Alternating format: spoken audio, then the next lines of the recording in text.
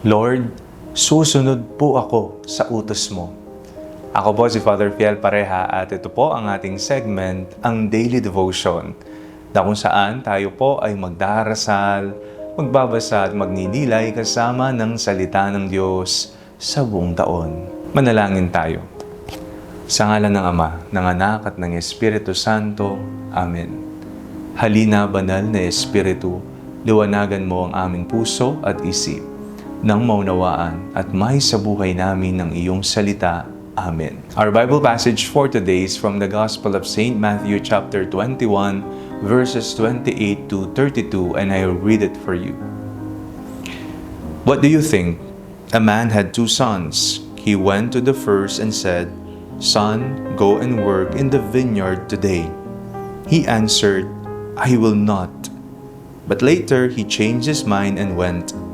The father went to the second and said the same. And he answered, "I go, sir." But he did not go.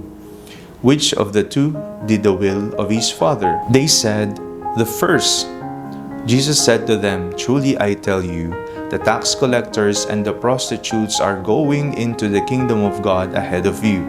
For John came to you in the way of righteousness, and you did not believe him. But the tax collectors and the prostitutes believed him. And even after you saw it, you did not change your minds and believe him." Marami po ang utos na tinatanggap natin araw-araw. Marami ang mga tinig at boses tayong naririnig sa ating mundo. Napakaingay. Marami ang nagtuturo, marami ang nagsasabing gawin mo ito dapat ang bilhin mo, ito dapat ang paniwalaan mo, dito ka pumunta at marami pang iba. Sa ating pong ebanghelyo, napakinggan po natin ang ibinigay na halimbawa ni Jesus. Meron daw isang ama na may 2 anak. Pareho niyang inutusan ang mga ito.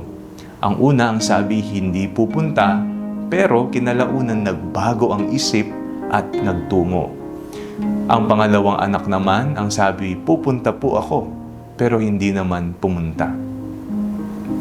Mga kapatid, may panahon pa ba tayo upang manahimik at makinig kung ano ang nais ng Diyos sa ating buhay? Kung ano ang Kanyang pinapagawa sa atin? Tayong lahat ay bininyagan, tayong lahat na disipulo ng Diyos ay tinatawag niya. Pero nagkakatalo-talo sa ating pagtugon at sa kung anong laman ng ating puso. Maaring sabihin natin, "Opo Lord, sa'yo lamang ako." Pero taliwas ang ating ginagawa sa buhay. Hindi nakikita ang ating yes. Meron naman sa atin na alam sa sarili na sila'y mahina, makasalanan, palaging nadarapa, pero nagsusumikap na isabuhay ang kanilang pagkakristyano. Nahihirapan sila, oo, pero sa puso nila, ginagawa nila kung ano ang nais ng Panginoon na ipagawa sa kanila. Ngayong araw na ito, pakinggan natin ang tinig ng Diyos.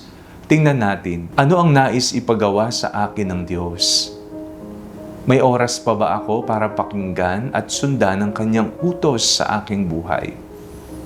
Nawa, ang Panginoon na mismo ang kumausap sa ating mga puso upang ang biyaya na kailangan natin ay makamtan natin ng buong puso at buong buhay nating maialay ang ating yes, ang ating pagtugon sa Kanya.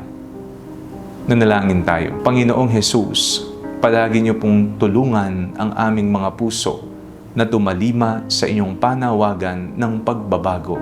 Amen. Sa ngalan ng Ama, ng Anak at ng Espiritu Santo. Amen. Huwag po ninyong kalimutang i-like ang video ito. Mag-comment po kayo and share it with your family and friends. Ang Panalangin Bago Matulog ay may sariling Facebook page na po. Huwag niyo pong kakalimutang mag-like at mag-follow dito, and do not forget to subscribe to our YouTube channel. I-click niyo lamang po ang link na nasa comment section ng video ito, o kaya naman po just search Father Fiel Pareha. At kung nais niyo pong maging updated sa ating pagpapahayag, you can join our broadcast channel dito po sa ating Facebook page. God bless you po.